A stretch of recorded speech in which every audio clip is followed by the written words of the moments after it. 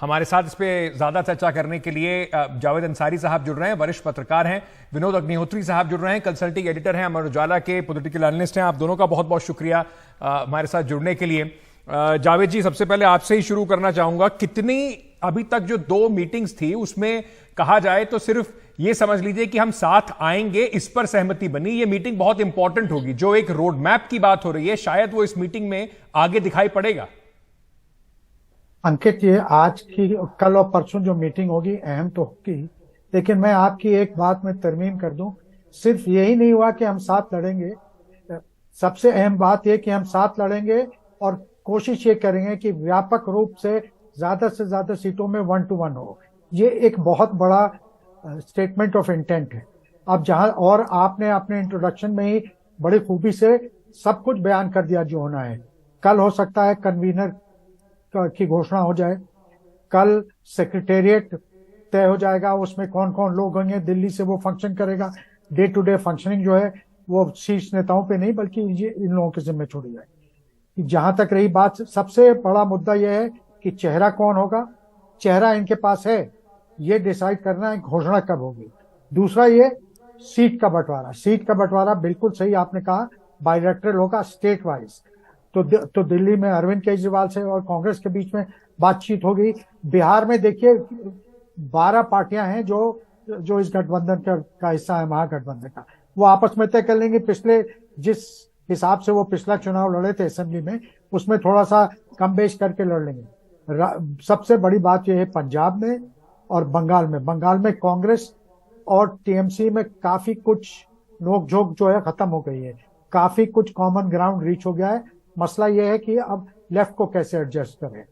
और रही बात पंजाब में, क्या अरविंद केजरीवाल जी मानेंगे या अपनी आदत से कि कनपट्टी पे पिस्तौल रखे जैसे वो राजनीति करते हैं वो करेंगे, या वो मान जाएंगे, कुछ समझौता हो जाएगा। क्योंकि सबसे बड़ी बात यह है, मुद्दा क्या है, इनके सामने प्रायोरिटी क्या है। प्रायोरिटी यह है कि बीजेपी को हराना है, या प्रायोरिटी यह है कि जिसके पास 3 सीट है उसकी 4.5 सीट हो जाए और उसमें वो बहुत कुछ है। ये इनको डिसाइड करना है। बड़ी बात है। और विनोद जी, शायद इसी वजह से अभी और भी शायद कई मीटिंग लगेगी पूरे तरीके से इस बात की तैयारी करने में कि किस तरीके से जमीन पर यह गठबंधन एक मजबूती से बीजेपी का मुकाबला कर पाएगा। जो ये लगातार बात हो रही है विनोद जी, कई ममता बनर्जी ने कहा, नीतीश कुमार ने कहा कि इलेक्शन प्रीपोन कराए जा सकते हैं। जिस पेस पर ये इंडिया गठबंधन चल रहा है, आपको लगता है कि गठबंधन तैयार हो पाएगा या हो सकता है अगर इलेक्शन प्रीपोन होते हैं तो? देखिए, गठबंधन तो तैयार हो गया है। आज मुंबई की जो तीसरी मीटिंग हो रही है, इसमें सारी मुख्य बातें तय कर ली जाएंगी और जो सीटों का एडजस्टमेंट है वो स्थानीय स्तर पर, जैसा जावेद भाई भी कह रहे थे और आप लोगों ने भी कहा, वो स्थानीय नेता तय कर लेंगे। बहुत दिक्कत ज्यादा सीटों पर है नहीं। मुख्य दिक्कत है पंजाब में और दिल्ली में, आम आदमी पार्टी और अरविंद और कांग्रेस के बीच में सबसे ज्यादा पंजाब में है। बाकी आप देखिए, तमिलनाडु में कोई समस्या नहीं है, बिहार में कोई समस्या नहीं है, महाराष्ट्र में अघाड़ी के बीच में आपस में तय हो जाना है। बंगाल में भी सीटों को लेकर कांग्रेस का बहुत बड़ा दावा नहीं है। लेफ्ट की एक समस्या है, लेफ्ट को कैसे एडजस्ट किया जाए, उस पर बात होनी है। बाकी जिन राज्यों में कांग्रेस अकेले है बीजेपी के खिलाफ, मध्य प्रदेश, छत्तीसगढ़, राजस्थान, गुजरात, दिल्ली कह रहा हूं, हरियाणा, इन राज्यों में कांग्रेस वर्सेस बीजेपी ही होना है, वो भी लगभग तय है। तो बहुत ज्यादा ये हम लोग मीडिया में इसको ज्यादा एक बहुत बड़ी समस्या के रूप में दिखाने की कोशिश करते हैं जब लोग एनालिस्ट हैं। लेकिन नेताओं के बीच में लगातार मीटिंग तो होती है, लेकिन बातचीत लगातार पर्दे के पीछे भी होती रहती है। ऐसा नहीं कि बातचीत नहीं होती है, बातचीत होती रहती है। और अब जो है ये एहसास इंडिया गठबंधन के नेताओं को भी है कि चुनाव हो सकता है अगर जल्दी करा दिए जाए, जैसा कि सरप्राइज एलिमेंट देने में मोदी जी विश्वास रखते हैं, और अचानक मान लीजिए G20 के बाद घोषणा हो जाती है तो कैसे उसका मुकाबला किया जाएगा। इसलिए मुंबई की बैठक बहुत महत्वपूर्ण है और इसमें ये सारे सवाल हल होंगे और सीटों का तालमेल राज्य स्तर पर राज्य के दलों के साथ छोड़ दिया जाएगा और वो आपस में तय करेंगे। हो सकता है ये भी हो अंकित जी, तो जावेद भाई जानते हैं, कुछ सीटों पर हो सकता है शायद 1 on 1 ना भी हो सकता है 30, 40, 50 सीटें ऐसी हो जिसमें 1 on 1 ना भी हो, जैसे कि 1989 में हुआ था। कुछ सीटों पर बीपी सिंह ने दोस्ताना फाइट का एक नारा दिया था, फ्रेंडली फाइट। तो हो सकता है कुछ सीटों पर वो भी हो, लेकिन मोटे तौर पर 400-450 सीटों पर 1 on 1 जो है लगभग चीजें होने की ओर बढ़ रही है। जावेद जी पे जाने से पहले विनोद जी, जो आपने बात कही फ्रेंडली फाइट की, इसी पर मैं जरा थोड़ा सा और आपकी से जानकारी चाहूंगा। जैसे हम पश्चिम बंगाल की बात कर रहे थे कि कांग्रेस और ममता बनर्जी में थोड़ी खटास कम हुई है, दूरियां थोड़ी कम हुई हैं, अब लेफ्ट को कैसे एडजस्ट किया जाए, तो क्या पश्चिम बंगाल जैसे राज्य में गठबंधन को यह सूट नहीं करेगा कि लेफ्ट अलग चुनाव लड़े, जो एंटी वोट है वो थोड़ा डिवाइड हो जाए? अगर मान लीजिए ममता बनर्जी के खिलाफ किसी को वोट करना है तो बीजेपी और लेफ्ट में डिवाइड हो जाए, कांग्रेस और लेफ्ट साथ में, कांग्रेस और ममता बनर्जी साथ में लड़े और त्रिकोणीय फाइट बना के बीजेपी का जो एंटी ममता वोट है उसको डिवाइड करा जा सके। नहीं नहीं, ये आप बिल्कुल सही कह रहे हैं। ये हो सकता है, सिर्फ एंटी ममता वोट की बात नहीं है। जैसे लेफ्ट का अपना एक वोट है, अगर लेफ्ट मान लीजिए ममता जी के साथ चला जाता है इंडिया गठबंधन सारी सीटों पर, तो हो सकता है वो वोट बीजेपी को चला जाए, है वो लेफ्ट का। तो अगर लेफ्ट अलग लड़ेगा तो वो लेफ्ट का कार्डर और लेफ्ट का वोट जो है वो उसके साथ ही बना रहेगा, भले सीटें वो ना जीते।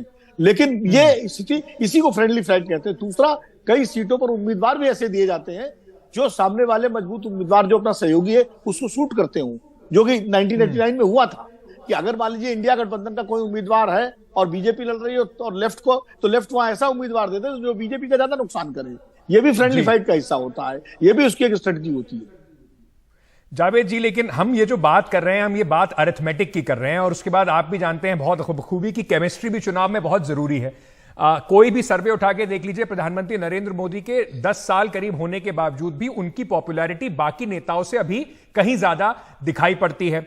ऐसे समय में क्या सिर्फ ये सोच लेना और कोशिश कर लेना कि हम सब साथ में चुनाव लड़ेंगे, एक स्टेटमेंट ऑफ इंटेंट के साथ साथ आप क्या एक ऑल्टरनेटिव विजन देंगे, एंटी मोदिज्म से अलग हटकर क्या आप दे पाएंगे, उस पर चर्चा आपको कब लगता है कब तक सार्थक हो पाएगी? और क्या गठबंधन आने वाले कुछ दिनों में एक प्राइम मिनिस्टीरियल कैंडिडेट देगा? मैंने पहले भी जिक्र किया था, शायद आपने उस पर गौर नहीं फरमाया अंकित त्यागी जी, कि इनके पास कैंडिडेट है। कब इसकी घोषणा होगी ये इन पे छोड़ दीजिए। कब, जावेद जी आप बता दो दीजिए कैंडिडेट कौन है, गठबंधन जब बताएगा तब की तब सही। नहीं, ये हमारा काम नहीं है। आप रिपोर्टर हैं, हम तो रिटायर्ड हैं। आप इसकी खोज कीजिए, हमें पता है। मैं इसकी सही टाइम पे ये घोषणा करेंगे और बहुत अच्छा होगा। सरप्राइज एलिमेंट जो होगा बहुत अच्छा। इनके पास तैयारी की है नहीं है, इनके पास कोई और चारा नहीं, इन्हें तैयारी करनी पड़ेगी और अपनी गति तेज करनी पड़ेगी, क्योंकि महीने में एक बार मिलके फिर सो जाएं ऐसा काम नहीं चलेगा। अगर दिसंबर या जनवरी में इलेक्शन हो गया तो इसलिए गति तेज करनी पड़ेगी। क्या रोड मैप होगा, क्या ऑल्टरनेटिव विजन होगा, यही सेक्रेटेरिएट तय करेगा। उसमें जो लोग बैठेंगे, सेकंड बैठेंगे, वो फिर एक मसौदा तैयार करके फिर जिसपे सीनियर लीडर्स की राय लेके उसको तय किया जाएगा। होगा, देयर इज नो डाउट कि केमिस्ट्री सिर्फ बंद कमरों में नहीं होनी चाहिए, लोगों को दिखनी भी चाहिए। इसीलिए ये प्रोग्राम बन रहा है कि जगह जगह बड़े बड़े शहरों में रैलियां हो। जयपुर में एक रैली हो गई, चेन्नई में होगी, दिल्ली में होगी, बिहार में होगी, बंगाल में होगी, झारखंड में होगी, और हो सकता है एक आसाम में भी हो। जो बीजेपी के गढ़ हैं वहां भी ये करेंगे। इसकी बातचीत चल रही है। कुछ थोड़ा आप भी खुद छानबीन कीजिए तो आपको सब पता चल जाएगा कि क्या होने वाला। एक चीज और आप ये कह रहे थे कि सारे पोल्स में नरेंद्र मोदी जी आगे चले, तो टीवी में तो हमेशा नरेंद्र मोदी जी जीतते हैं। कर्नाटका का इलेक्शन भी नरेंद्र मोदी जी 2/3 से जीत रहे थे, वो बिहार का भी इलेक्शन जीत रहे थे, वो झारखंड का भी जीत रहे थे, वो पिछली बार राजस्थान, छत्तीसगढ़ और मध्य प्रदेश का भी इलेक्शन वो जीत। तो टीवी में तो रोज रात को जीत जाते हैं, तो इसमें कौन सी ये बात बिल्कुल तय है। मैं विनोद जी, अंत में ये बात बिल्कुल तय है कि इंडिया गठबंधन के साथ आने से एक्साइटमेंट जो है वो बढ़ गया है पॉलिटिकल सर्कल्स में भी और एनालिस्ट के सर्कल में भी। जावेद जी भी जिस तरीके से कह रहे हैं कि तैयारियां काफी बड़े जोर शोर से चल रही है, लेकिन उसके बाद भी जब हम सुनते हैं इस तरह की बात कि गठबंधन की मीटिंग से पहले आम आदमी पार्टी की प्रवक्ता कह देती है अरविंद केजरीवाल को प्रधानमंत्री का हमारे तरफ से बनने चाहिए, कहीं पर किसी और के बारे में आवाज आ जाती है, इसका बीजेपी फायदा उठाती है। बार बार यही कहती है कि इस बारात का दूल्हा कौन है ये पता नहीं।